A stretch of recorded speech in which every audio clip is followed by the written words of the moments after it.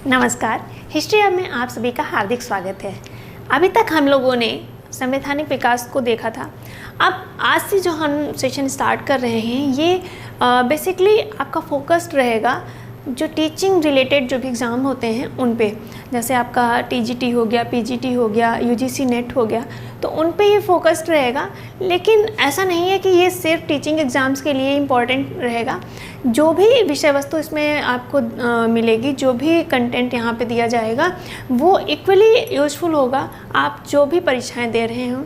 ऐसी कोई भी परीक्षा जिसमें सामान्य अध्ययन के तहत इतिहास विषय से संबंधित प्रश्न पूछे जाते हैं उन सभी में ये इक्वली यूज़फुल रहेगा। तो हम लोग देखते हैं कि कैसे हम आगे बढ़ेंगे, कैसे हम लोग आगे का सिलेबस कवर करेंगे, तो उस पर आज थोड़ी सी चर्चा कर लेते हैं।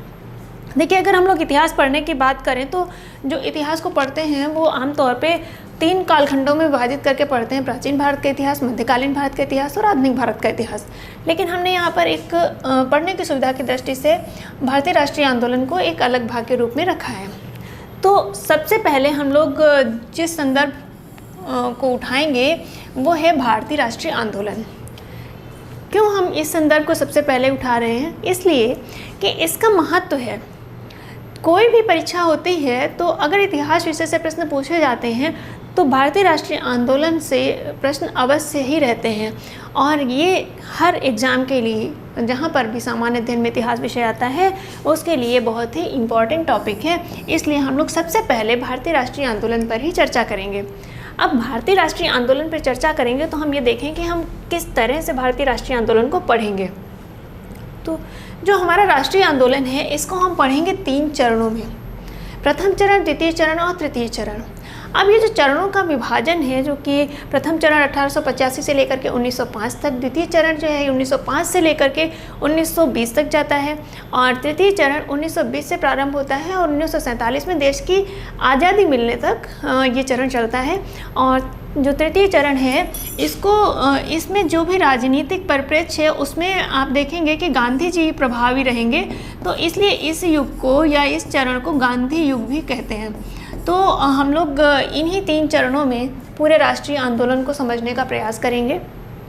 अब प्रश्न ये उठता है कि ये जो विभाजन किया गया है प्रथम, द्वितीय या तृतीय चरण का, ये किस आधार पर किया गया है? तो देखिए, जो विभाजन किया गया है, ये विभाजन का जो आधार है वो है कांग्रेस की नीतियाँ, जो कांग्रेस की कार्यप्रणाली है उस पर। आप देखते हैं कि 1885 में एक अखिल भारतीय संगठन की स्थापना होती है। किसकी? भारतीय राष्ट्रीय कांग्रेस की। तो जब भारतीय राष्ट्रीय कांग्रेस की स्थापना होती है तो इसकी स्थापना के साथ ही हम लोग राष्ट्रीय आंदोलन को डिस्कस करेंगे। तो जो प्रारंभिक दौर होता है 1885 से लेकर के 1905 तक, इस काल में आप देखेंगे कि जो नरमपंथी हैं इनकी विचारधारा पर ही कांग्रेस कार्य करती है। यानी कि कांग्रेस में जो विचारधारा प्रभावी है वो किसकी प्रभावी है? नरमपंथियों की प्रभावी है। और नरमपंथियों को जैसा कि लगता है कि जो हमारे यहाँ जो भी सुधार नहीं हो रहे हैं, जो भी समस्याएं, इनका कारण ये है कि हमारी जो समस्याएं हैं ये इंग्लैंड में जो लोग बैठे हुए हैं, जो हम पे शासन कर रहे हैं, उन तक नहीं पहुँच रहे हैं। यहाँ तो उनके नुमाइंदे हैं, यहाँ तो उनके सबऑर्डिनेट्स हैं जो यहाँ पर हम पे शासन कर रहे हैं। तो वो उनको लगता है कि जैसे अगर उन लोगों को इंग्लैंड में जो संसद में लोग बैठे हैं या जो वहाँ के राजा हैं, जो सम्राट हैं, अगर वहाँ तक हमारी बातें पहुँचे हैं तो शायद कुछ सुधार संभव हो सके। लेकिन आगे चल कर के 1905 में एक घटना होती है बंगाल विभाजन की, और बंगाल विभाजन के साथ ही ये जो विचारधारा है जो नरमपंथियों की, यहाँ इसकी बजाय अब गर्मपंथियों की विचारधारा प्रभावी हो जाती है भारतीय राष्ट्रीय कांग्रेस में। 1905 से लेकर के जो 1920 का कालखंड है इसमें गर्मपंथियों की विचारधारा प्रभावी रहती है, और इसी आधार पर इसको द्वितीय चरण कहते हैं। कि अब नरमपंथियों का या जो ये वाला चरण है, इस चरण से या इस फेज से अब आंदोलन एक नेक्स्ट लेवल पे, नेक्स्ट फेज में पहुंच जाता है और वहाँ पर जो प्रभावी विचारधारा दिखती है वो किसकी दिखाई देती है, गर्मपंथियों की। और फिर 1920 से आप देखते हैं राष्ट्रीय पटल पर गांधी का पदार्पण होता है और फिर आगे का जितना भी राष्ट्रीय आंदोलन आप देखेंगे तो उनमें गांधी प्रभावी रहते हैं और सारा आंदोलन जो है वो उन्हीं के इर्द गिर्द घूमता हुआ दिखता है, इसीलिए उसको गांधी युग के नाम से भी जाना जाता है। तो अब हम लोग देखें कि हम लोग क्या पढ़ेंगे प्रथम चरण में, द्वितीय चरण या तृतीय चरण में। तो सबसे पहले डिस्कस करते हैं कि हम लोग प्रथम चरण के अंतर्गत क्या क्या देखेंगे।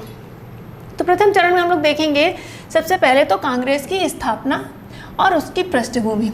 स्थापना के अंतर्गत कि कांग्रेस की कब स्थापना हुई, किन परिस्थितियों में कांग्रेस की स्थापना हुई, क्या उसके उद्देश्य थे, और साथ ही साथ पृष्ठभूमि के अंतर्गत हम लोग ये देखेंगे कि क्या कांग्रेस की स्थापना से पूर्व भारत में कोई राजनीतिक चेतना नहीं थी, क्या भारत में कोई और संस्था इससे पहले अस्तित्व में नहीं आई जो कि भारतीयों के उत्थान के लिए कार्य कर सके।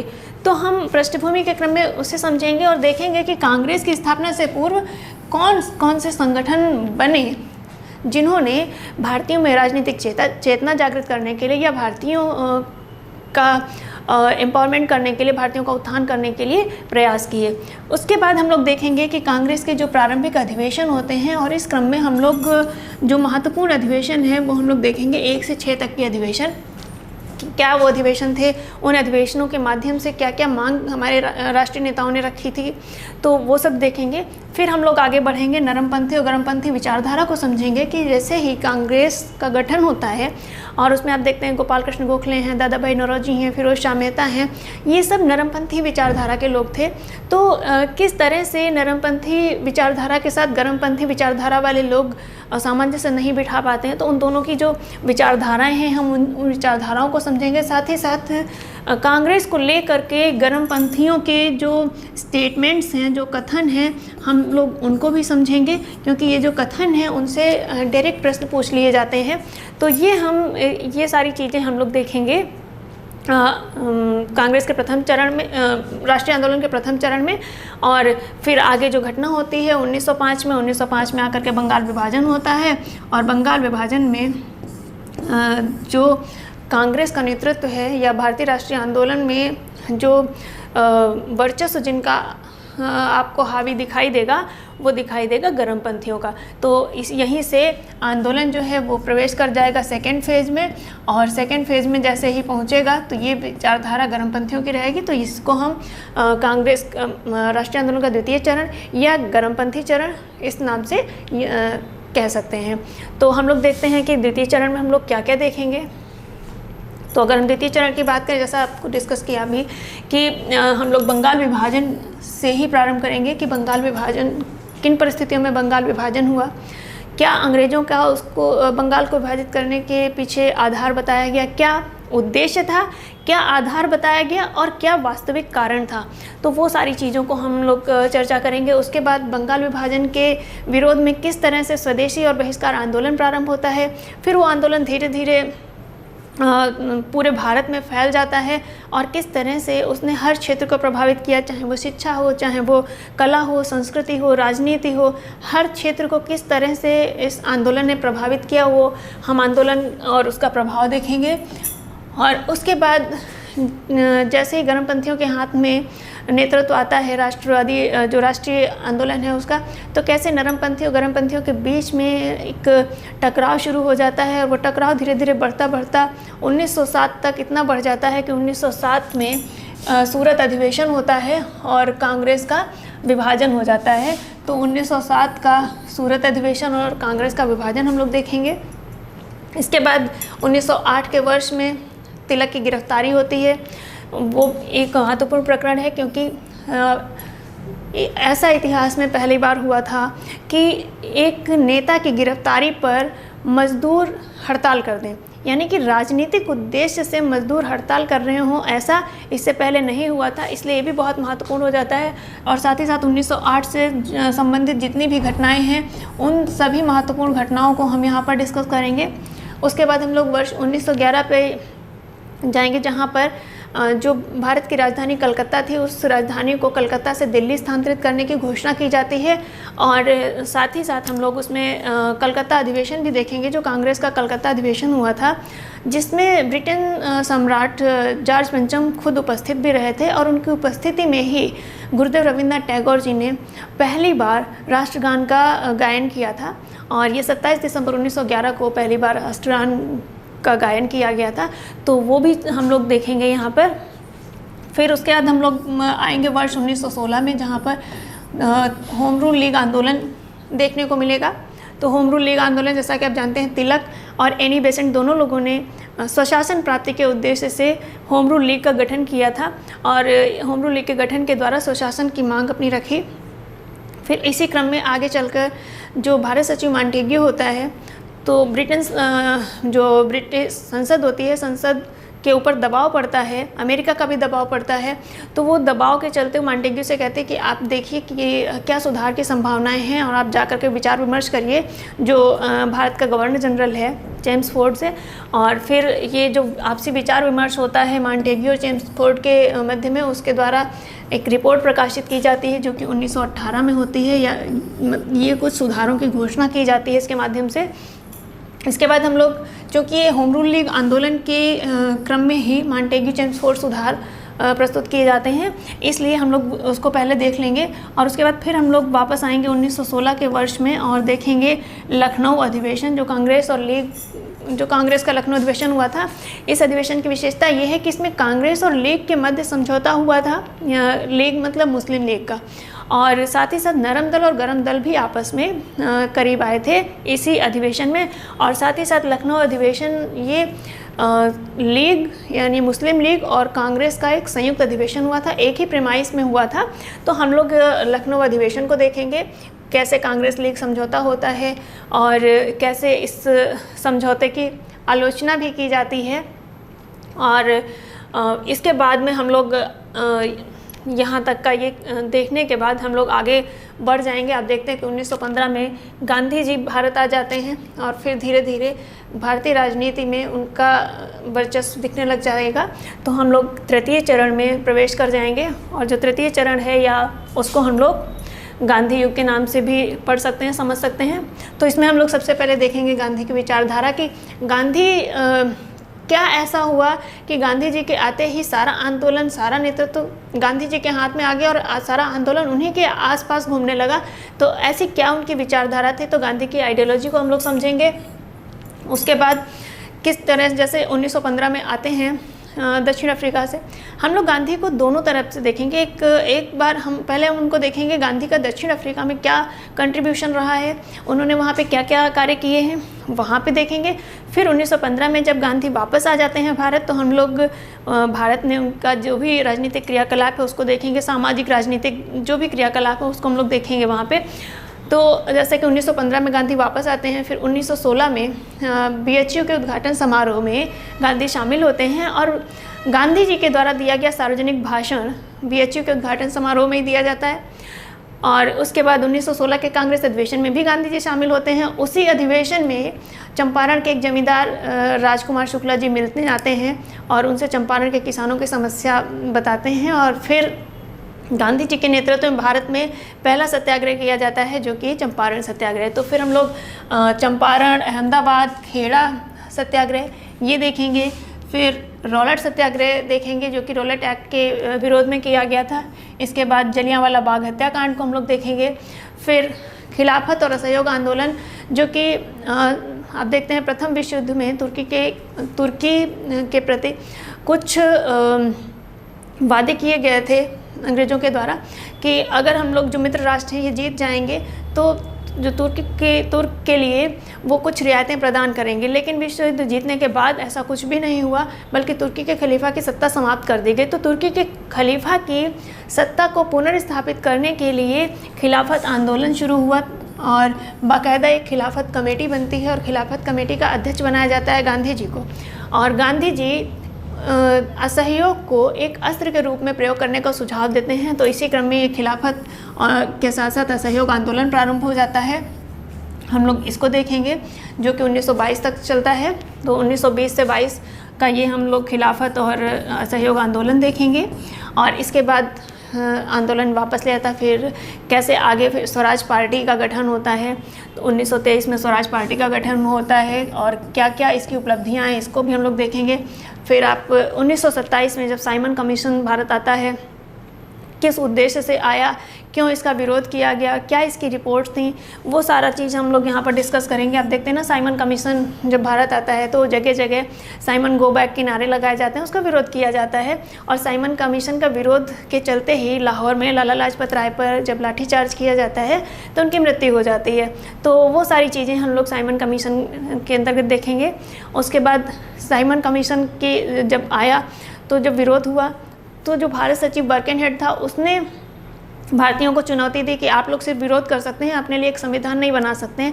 तो उसकी चुनौती को स्वीकार करते हुए हमारे राष्ट्रीय नेताओं ने एक संविधान का प्रारूप तैयार करने के उद्देश्य से एक समिति बनाई, और वो समिति जो थी वो मोतीलाल नेहरू की अध्यक्षता में बनाई गई, इसलिए उसको नेहरू समिति कहा गया। और उसने जब रिपोर्ट दी तो क्या वो रिपोर्ट थी, क्या उसमें प्रावधान थे, उन नेहरू रिपोर्ट को देखेंगे, उनके प्रावधानों को देखेंगे। साथ ही साथ 1929 का लाहौर अधिवेशन देखेंगे, कैसे पूर्ण स्वराज का नारा दिया जाता है, वो सब हम लोग यहाँ पर डिस्कस करेंगे। उसके बाद गांधी जी के नेतृत्व में चलने वाला एक अन्य महत्वपूर्ण आंदोलन सविनय अवज्ञा आंदोलन, जो कि बहुत ही महत्वपूर्ण है, परीक्षाओं की दृष्टि से बहुत ही महत्वपूर्ण है, और आंदोलन बहुत इंटरेस्टिंग भी है। आप पढ़ेंगे तो पढ़ने में भी एक आपको लगेगा कि अगर आप वहाँ पर होते तो आप भी ज़रूर इस आंदोलन में पार्ट लेते। तो सविनय अवज्ञा आंदोलन को देखेंगे, क्या क्या घटनाक्रम हुए, कैसे एक अमेरिकी पत्रकार ने इस पूरे घटनाक्रम का वर्णन किया है, वो सब कुछ हम लोग देखेंगे। फिर 3 गोलमेज सम्मेलन जो आयोजित किए गए, उन गोलमेज सम्मेलनों को भी देखेंगे, कैसे 1930, 31 और 32 में 3 गोलमेज सम्मेलन आयोजित किए गए। प्रथम गोलमेज में चूँकि कांग्रेस शामिल नहीं होती है तो कोई नतीजा नहीं निकलता, इसलिए जो उस समय भारत का वायसराय होता है लॉर्ड इरविन, उस पर दबाव बनाया जाता है कि आप कांग्रेस के साथ समझौता करिए। कांग्रेस से समझौता मतलब गांधी से समझौता करिए, क्योंकि कांग्रेस किसके इर्द गिर्द घूम रही थी, गांधी के। तो फिर गांधी और इरविन के बीच एक समझौता होता है, तो हम लोग उस समझौते को देखेंगे कि कैसे क्या समझौता होता है और किस तरह से गांधी द्वितीय गोलमेज सम्मेलन में भाग लेने के लिए तैयार हो जाते हैं और वहाँ पे जाते हैं। तो ये सारी चीज़ें हम लोग देखेंगे।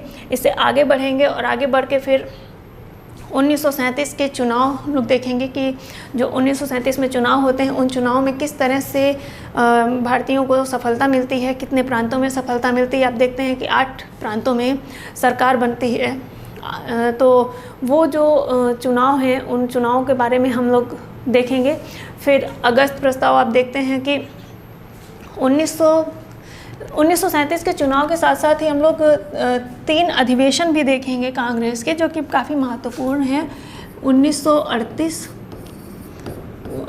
1939 और 40। 1938-39 ये, जबकि 1938 में सुभाष चंद्र बोस कांग्रेस के अध्यक्ष बनते हैं, के निर्विरोध अध्यक्ष बन जाते हैं। फिर 1939 का जो अधिवेशन होता है त्रिपुरी में, इसमें गांधी की तरफ से पट्टाभी सीतारमैया को कैंडिडेट बनाया जाता है, और लेकिन सुभाष चंद्र बोस की लोकप्रियता इतनी बढ़ चुकी होती है कि वो पट्टाभी सीतारमैया को हरा करके और अध्यक्ष बनते हैं।